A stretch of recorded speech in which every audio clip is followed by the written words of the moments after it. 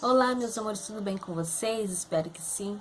Bom, hoje eu vim falar sobre um assunto que ainda não a gente não vê muito, né, no mundo das gestantes, mas já tem tomado alguma proporção e eu vim falar sobre isso com vocês hoje. Então, se você ainda não é inscrito no canal, já deixa seu like já nesse vídeo, se inscreva no canal, ative as notificações para não perder nada aqui no canal. Então, enquanto roda a vinheta, você faz isso.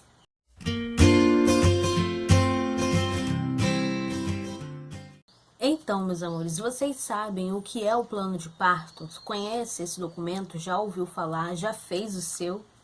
Bom, o plano de parto é um documento mesmo, tá? Ele é feito pela gestante e, assim, pode ser feito desde o início das consultas de pré-natal até o finalzinho da gestação. E ali consta tudo aquilo que você, gestante, estudou durante a gestação, as suas escolhas, as suas prioridades, tá? Pro parto, pro pré-parto, parto e pós-parto. E esse documento ele é garantido pela OMS. A OMS é a Organização Mundial de Saúde. E embora, né, muitos hospitais hoje ainda não o aceitem, né, como deve ser, mas ele é muito importante, ele é de extrema importância. E aí, como eu disse, no plano de parto, a gestante escreve, ou pode ser digitado, pode ser escrito à mão, mas ela coloca ali as suas prioridades, as suas escolhas sobre os procedimentos que são feitos na maternidade ou no hospital, que você terá o seu bebê, aquilo que você deseja que aconteça ou não, tá? Com você, com o seu bebê. Também você fala sobre o acompanhante. E ali, isso tudo durante as fases do parto, tá? Pré-parto, parto, pós-parto. E aí você relata ali tudo isso, tá? É um desejo seu, não é uma lista de desejos, mas se a pessoa, é por isso que eu sempre bato nessa tecla do estudo aqui. Se você estuda, né, você se sente mais segura, mais confiante naquilo que você vai fazer ou que vão fazer com você. E é importante também manter o seu acompanhante, né, a pessoa que vai estar com você lá na maternidade, informado. É importante que ele estude também sobre isso. Então, assim, o plano de parto ele serve tanto para parto cesárea quanto para o parto normal, tá? E seja independentemente de você ter o bebê num hospital do SUS ou particular também, tá bom? Então, voltando aqui de novo, por isso que é importante você estudar sobre a gestação, sobre os procedimentos que são feitos no hospital, e tanto para parturiente quanto para o bebê. E aí é importante também que o seu acompanhante esteja bem informado, bem estudado sobre esses assuntos, porque na hora lá do parto, a mente da parturiente vai estar na partolândia e você não vai estar respondendo por si, entendeu? Vão falar com você, você pode responder que sim, que tá tudo bem e tal, mas na verdade a sua mente, né, não vai estar raciocinando 100%. Então é importante que o seu acompanhante esteja bem preparado, que ele tenha estudado sobre esses assuntos também, para que ele possa lá no momento responder por você, mas responder por você de acordo com aquilo que você escreveu no seu plano de parto, de acordo com aquilo que você deseja, entendeu? Então, por isso que é importante também o seu acompanhante estudar o seu plano de parto, tá? Eu fiz o meu deram 4 folhas. É importante, né, que o acompanhante esteja bem por dentro dos assuntos sobre os procedimentos que são feitos nos hospitais, sobre gestação, etc. Eu recomendo vocês também a verem o documentário na Netflix O Renascimento do Parto. Vocês vão ver que coisa incrível. E é muito importante. Tem cenas fortes também, mas é muito importante que vocês possam assistir, né, esse documentário, O Renascimento do Parto. E aí, todos esses estudos, gente, estudo e informação nunca é demais. E tudo isso ajuda a gestante, né, a não sofrer violências obstétricas. A gente não tem noção do que acontece dentro dos hospitais. é muita violência obstétrica, muitos procedimentos que são realizados que na verdade são desnecessários. Então, por isso é importante estudar, para você se sentir segura, passar segurança para o seu acompanhante, ele também está seguro para poder intervir caso seja necessário. E aí, tanto para a gestante quanto para o bebê, tá? Então, é por isso que é importante estudar. E aí, eu fiz o meu plano de parto. Eu vou dar uma lida para vocês terem uma noção do que pode ser relatado aqui no plano de parto, que eu acho muito importante. Então, assim, comecei assim. Estamos cientes de que o parto pode tomar diferentes rumos. Claro que o plano de parto, abrindo um parênteses aqui, não significa que vão seguir tudo que está aqui à risca, mas ele garante para você, se por acaso você sofreu uma violência obstétrica ou algum procedimento que farão você, que você disse aqui que não quer que faça, você depois pode processar o hospital, pode processar o médico, porque isso aqui é um documento, tá, gente? É um documento. E é garantido por lei também, como eu disse lá no início, embora alguns hospitais ainda não aceitem o plano de parto como deve ser feito, mas ele é muito importante. Inclusive, o plano de parto, ele anula aquele documento que a gente assina na entrada do hospital, quando a gente está entrada no hospital. Vocês não têm noção do que está escrito ali, porque são vários papéis. E ninguém que está gestante ou acompanhante não vai ficar lendo tudo aquilo, então eles pegam e assinam logo. Mas ali relata algumas coisas que a gente, se parar para ler, a gente vai falar assim, não, eu não quero assinar isso. Ali autoriza você, ao médico, né? Autoriza o médico a quebrar uma clavícula do bebê, por exemplo, caso tenha alguma precise de alguma intervenção, e outros procedimentos ali que são assim desnecessários mesmo. E nossa, é tão forte que eu fico até com dificuldade para falar. Então, esse documento que a gente faz, ele anula, mesmo que você tenha assinado, ele anula. Então, é importante que você faça esse documento, tá, gente? E aí, no caso dos hospitais particulares, eu não sei. Do SUS também depende da cidade, né? Mas, por exemplo, aqui, eles não... O hospital, pelo menos, que eu vou ter o bebê, não aceita antes. Tem hospital que pode aceitar antes, mas lá onde eu vou, eles aceitam, eles recebem na hora da entrada. Então, isso aqui vai anexar junto com o meu prontuário, tá? Então, é importante que você que está grávida visite a maternidade, o hospital que você vai ter o bebê, converse sobre o plano de parto, como é o recebimento dele, tá? Se é dias antes de você internar, ou se é na hora da internação, tá? E tem que ficar garantido que eles anexaram mesmo, tá? E qualquer coisa que acontecer fora daquilo que você relatou aqui, você pode processar o hospital, tá bom? Então, continuando aqui. Aí eu coloquei, abaixo listamos nossas preferências em relação ao parto e nascimento do nosso filho. Esse plano de parto eu fiz em conjunto com o meu esposo, tá? E com o pré-natalista, o médico que me acompanha no pré-natal. Então, caso tudo transcorra bem. Sempre que os planos não puderem ser seguidos, gostaríamos de ser previamente avisados e consultados a respeito das alternativas. E aí, logo abaixo, coloquei, meu nome completo, né? Ellen Cristina, tal. O nome do meu bebê é Heitor, nome completo. A data provável do meu parto é 15 de janeiro de 2022 para 40 semanas, podendo ir até 29 de janeiro de 2022 para 42 semanas.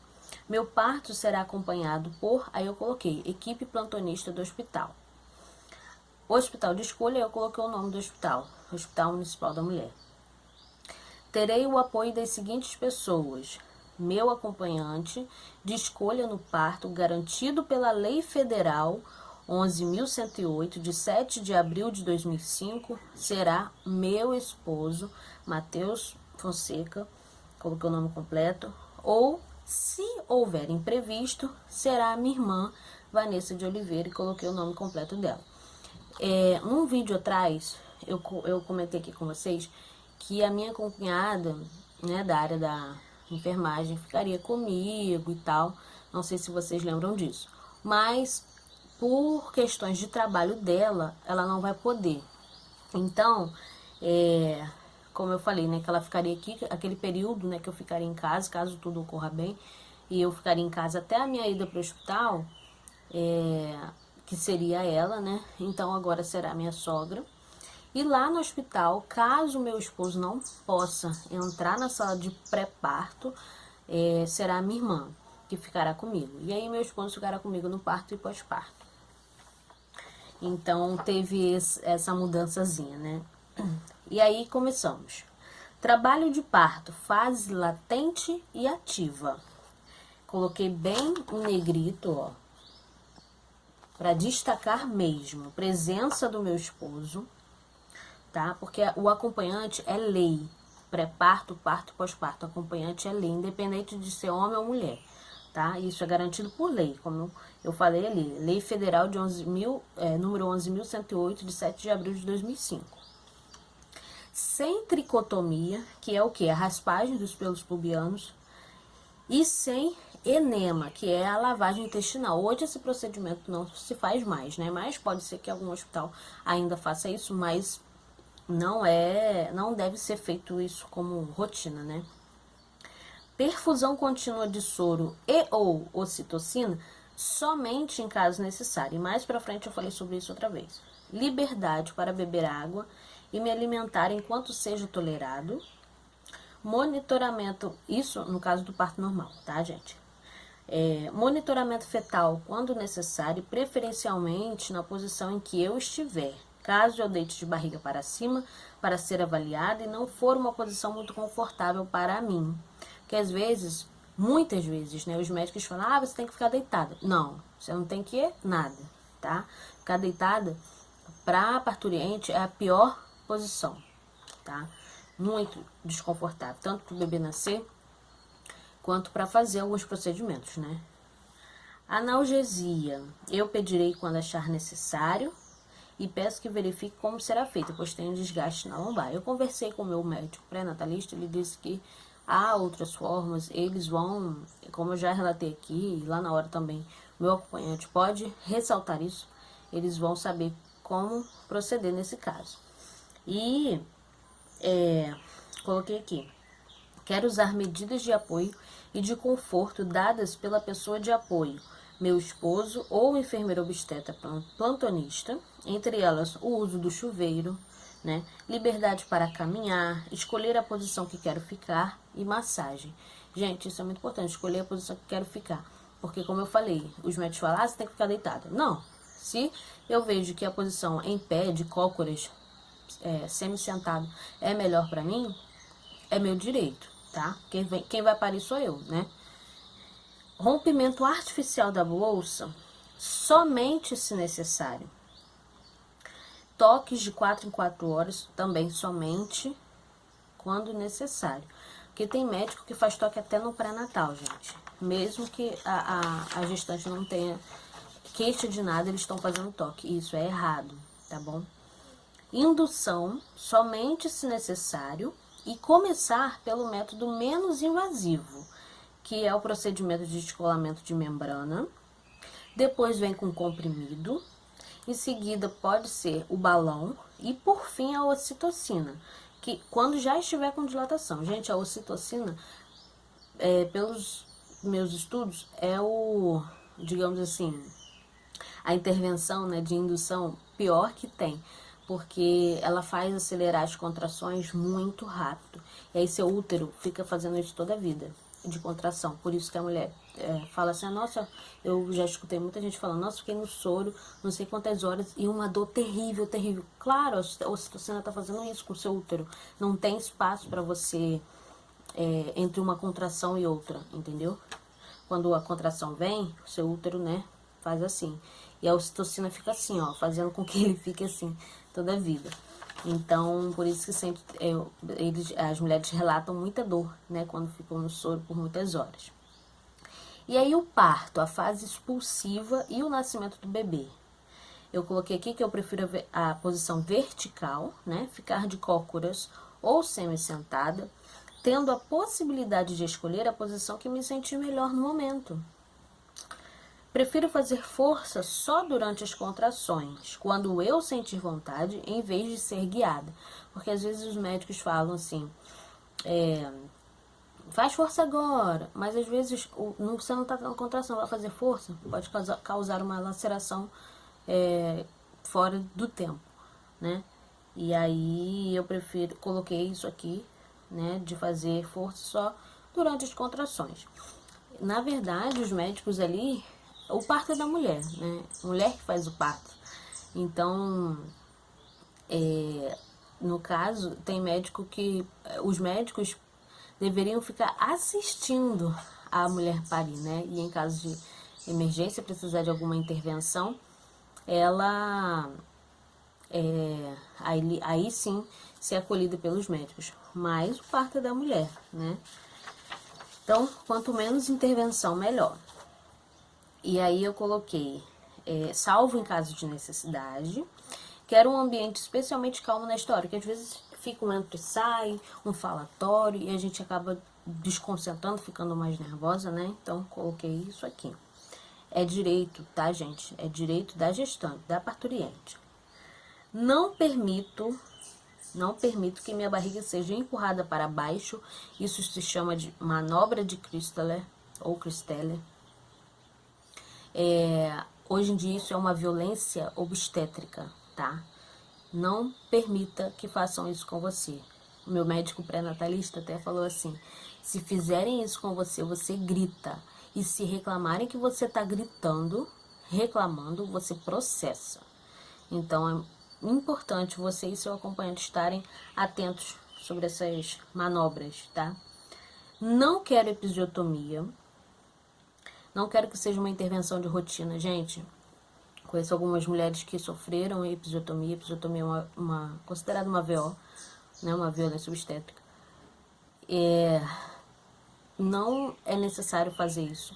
É melhor a mulher ter uma laceração natural do que ter a episiotomia. Conheço relatos de mulheres que ficaram com problemas, né, até de autoestima também, por conta de episiotomia. E sofreram, tá? Por causa da episiotomia. Então, fiquem atentos. Não quero o uso do fórceps. Quero que o meu bebê nasça em ambiente calmo e tranquilo. Como eu disse, às vezes fica um entra e sai, um falatório. E às vezes eles pegam o bebê de uma maneira que a gente fica, quando a gente vê, né, fala assim, nossa, eles pegam. Tem gente que até fala assim, a gente tem medo, né, de pegar o bebezinho recém-nascido, e os médicos pegam de qualquer forma, né, pegam eles para dar banho, pegam eles pelos pés. Gente, isso é tão triste de se ver quando a gente começa a entender algumas coisas sobre o mundo da gestação, e que a gente vê, começa a perceber e a entender que não são normais. E quando a gente vê e ouve essas coisas, a gente fica assim, meu Deus. Por isso que é bom estudar. E aí, após o parto, quero ter o meu bebê colocado imediatamente no meu colo, após o parto, no contato pele a pele, com liberdade para amamentar. Gente, a quantidade de bebês que nascem e eles pegam o bebê e já levam para fazer vários procedimentos, não tá no gibi. O certo é colocar o bebê imediatamente no colo, no seio da mãe, entendeu? Para o contato pele a pele, para o bebê ouvir a mãe, a voz da mãe, sentir, né, esse contato, ter esse contato mesmo físico. Isso é muito importante. A questão do amamentar também, é muito importante logo de imediato. E eles pegam o bebê e levam para fazer os procedimentos. Se o bebê está bem, não tem por que sair com o bebê correndo para levar para fazer os procedimentos. Pode esperar, a não ser que o bebê tenha alguma emergência, aí sim. Mas se o bebê e a mãe estão bem, o ideal é que o bebê seja colocado diretamente nos braços da mãe. E aí, coloquei também, gostaria que o pai cortasse o cordão após este ter parado de pulsar. Porque às vezes eles cortam o cordão antes de parar de pulsar. Isso é perigoso, né? Não pode. Então eu gostaria que meu esposo cortasse só depois que parasse de pulsar. Que ele ficasse branquinho, né? Aguardar a expulsão espontânea da placenta, sem manobras, tração ou massagens, com exceção somente de em casos de necessidade, né? Que o parto só termina quando a placenta sai. Então, eu prefiro que ela saia naturalmente, né? Que ela sai, a não ser em casos de necessidade, né? Alguma hemorragia, alguma coisa, e aí tenho que intervir. Ter auxílio na amamentação, né? No caso de enfermeiras, né? Ter o bebê e o meu esposo comigo o tempo todo enquanto eu estiver na sala de parto, mesmo para exames e avaliação. Se eu estou bem e o bebê também, então eu gostaria que ele estivesse comigo. Gente, isso tudo que eu relatei aqui, eu estudei muito sobre isso, tá? E não tô colocando aqui nada que seja além dos meus direitos. Tudo aqui tá dentro dos meus direitos, tá? Liberação para o quarto quanto antes com o meu bebê e o meu esposo junto comigo. Quero estar ao lado do meu bebê nas suas primeiras horas de vida. Alta hospitalar o quanto antes. E aí os cuidados com o bebê. Quero que o meu bebê seja acolhido e respeitado assim que nascer. Quero que o segurem de forma a acalentá-lo. Lembra que eu falei que eles pegam o bebê de qualquer jeito? Então, eu não quero que meu bebê seja pego como uma coisa qualquer, um frango assado, né? Porque é muito triste. A gente começa a ver algumas coisas, como eu falei, e a gente percebe que não é o certo, entende que aquilo tá errado, e aí a gente quer que o certo seja feito, né? A administração de nitrato de prata ou antibióticos oftálmicos apenas se necessário, e somente após o contato comigo e com o pai nas primeiras horas de vida. Temos preferência por iodopovidona. Então, quando o bebê nasce, não sei se vocês sabem, eles aplicam muitas coisas nos bebês. E o nitrato de prata ou antibióticos oftálmicos são um desses procedimentos. E aí, nem sempre isso é necessário, tá? Na maioria das vezes não. A doutora Ana Januzzi, que eu já deixei aqui a indicação para vocês, ela fala muito sobre isso também. E aí, como eu disse, só quero se for muito necessário. E além disso, a gente tem a preferência por iodopovidona, que é menos invasivo do que o nitrato de prata, tá? Porque o nitrato de prata, ele pode causar uma inflamação, tá? Esses procedimentos são feitos para não causar inflamação, mas o nitrato de prata, devido a alguns estudos recentes, tem se mostrado não tão eficaz, né, quanto a iodopovidona. E aí, prosseguindo aqui, a administração de vitamina K injetável, eficaz para evitar doença hemorrágica do recém-nascido, somente após o contato comigo com o pai nas primeiras horas de vida. Por quê? Como eu falei, né, eles pegam o bebê diretamente, levam para fazer todos esses procedimentos, a gente não sabe o que está dando para a criança. E aí, o bebê vem, a gente não sabe quais procedimentos foram feitos, né? E todos esses procedimentos aqui são feitos. Então, a gente relatou isso aqui. Não quero que meu bebê receba a aspiração das vias aéreas apenas se estiver com dificuldade de estabelecer a sua respiração. Não quero que meu bebê receba aspiração gástrica apenas se realmente necessário depois das primeiras horas de vida. A administração da vacina de hepatite B em meu bebê após o contato comigo e com o pai. Caso o bebê precise de atendimento e seja levado, o pai deverá acompanhá-lo o tempo todo. Quero fazer a amamentação sobre livre demanda. Água glicosada somente em casos de hipoglicemia, fototerapia ou se eu não tiver o colostro. Essa água glicosada, gente, se os pediatras, né, nutricionistas infantis dizem que a gente não pode dar água, não pode dar suco para bebês, por que eles dão água glicosada assim que o bebê nasce? Então, diante dos estudos, né, a gente vê que essa água glicosada é somente em casos de hipoglicemia, fototerapia ou se a mãe não tiver colostro, né, para aumentar, equilibrar a glicose do bebê. Então, eu quero que seja feito somente nesses casos. Não oferecer bicos para o meu bebê. Tem gente lá no hospital, eles oferecem os bicos para os bebês, sem necessidade. Quero que meu bebê e meu esposo estejam comigo no quarto o tempo todo. Pedirei ajuda das enfermeiras caso esteja muito cansado ou necessite de algo. Primeiro banho do bebê. E aí eu coloquei uma observação. Hoje se sabe que é importante o bebê ser contaminado pela flora bacteriana da mãe e do pai. O banho feito no berçário traz outras bactérias que não serão familiares ao meio em que o bebê irá ficar. Por isso, mesmo a própria OMS recomenda não dar o banho no hospital, ou se o fizer, que seja após no mínimo 6 horas de vida, né, após o contato prioritário com os pais.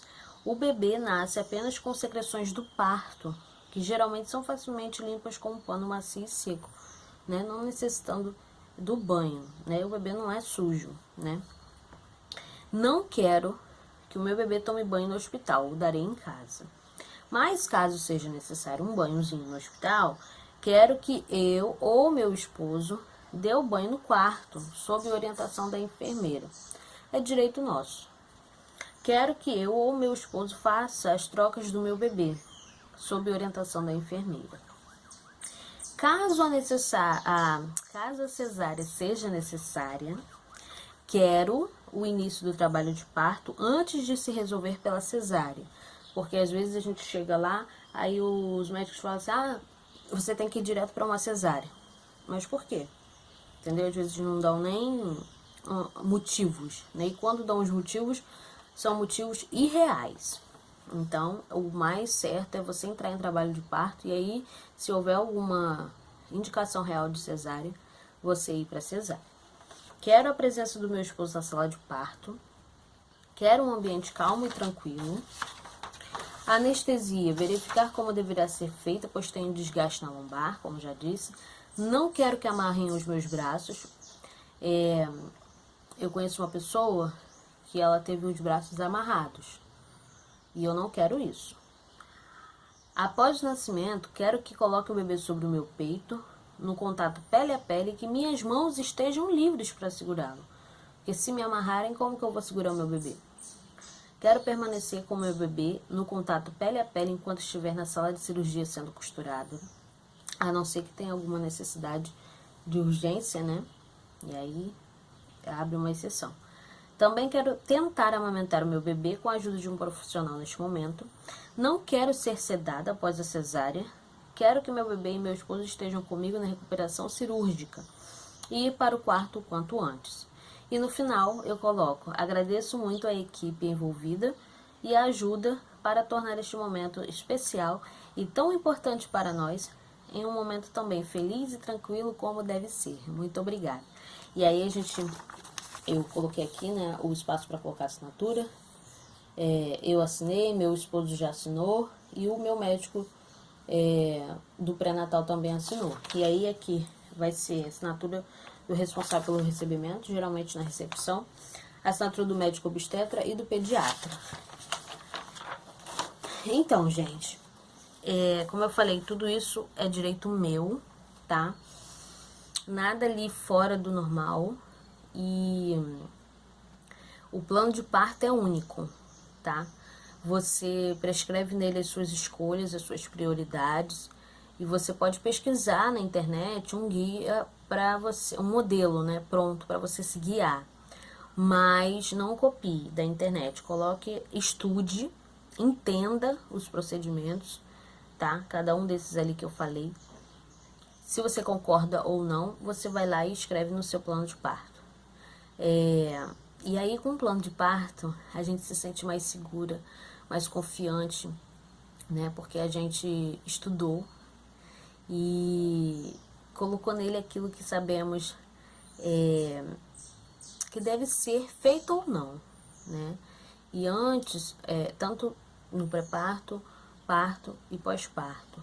Então, o nosso emocional, ele fica muito mais preparado e a gente tem um plano de parto para cada ocasião, né? Cesárea, indução, parto normal, etc. Como vocês viram ali que eu coloquei, né? E tendo um acompanhante também que estudou o seu plano de parto, que sabe das suas responsabilidades como acompanhante, nós nos sentimos também muito mais seguros e confiantes, né? Então, assim, não deixe para fazer o seu plano de parto em cima da hora e não deixe de fazer o seu plano de parto. Vocês, eu acredito que puderam ter uma noção de quanto ele é importante. E faça junto com o seu acompanhante, tá? O plano de parto, faça junto com o seu médico obstetra ou o médico do pré-natal, caso você faça o acompanhamento pelo SUS. E, assim, doula também pode participar. Envolva todas as pessoas que estarão com você, tá? No seu momento especial. E assim, se você não escolher, alguém escolherá por você. Então não deixe que isso aconteça, porque sabemos que muitas mulheres sofrem violência obstétrica.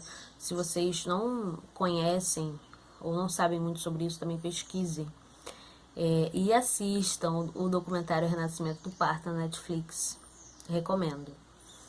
E assim, praticamente elas sofrem isso porque elas não estudaram, elas não conhecem, elas não sabem, elas acham normal, elas confiam de olhos fechados nos médicos e a gente não, infelizmente, a gente não pode fazer isso. A gente não pode deixar tudo nas mãos dos médicos. Eles, claro, são capacitados para muitas coisas, mas tem muitos procedimentos que eles falam para você que tem que fazer e a gente acaba acreditando, nossa, porque o médico falou e na verdade não é necessário, entendeu? E aí a gente não pode se submeter a isso. Então eu indico para vocês aqui também o perfil e o canal da Brena, que é o Bora Parir. Ela fala muito sobre isso também, do plano de parto. Tem a doutora Ana Januzzi também, que eu já falei com vocês. E eu recomendo novamente aqui. E estudem, gente. Não deixe de estudar. Isso é muito importante. Às vezes o pessoal acha assim que é bobeira e tal, mas não é. Hoje, lá no começo da minha gestação, eu tava muito nervosa e não conhecia nada sobre isso. Mas a minha concunhada me direcionou e eu estudei, comecei a procurar, pesquisar, estudar e hoje eu tô muito mais segura. Rola um nervoso? Com certeza. Uma ansiedade, um nervosismo, uma preocupação, mas hoje a gente está muito mais seguro. Tanto eu quanto meu esposo, a minha irmã também está estudando e eu hoje me sinto mais preparada para este momento. Inclusive hoje eu faço 36 semanas, vou mostrar meu barrigão para vocês.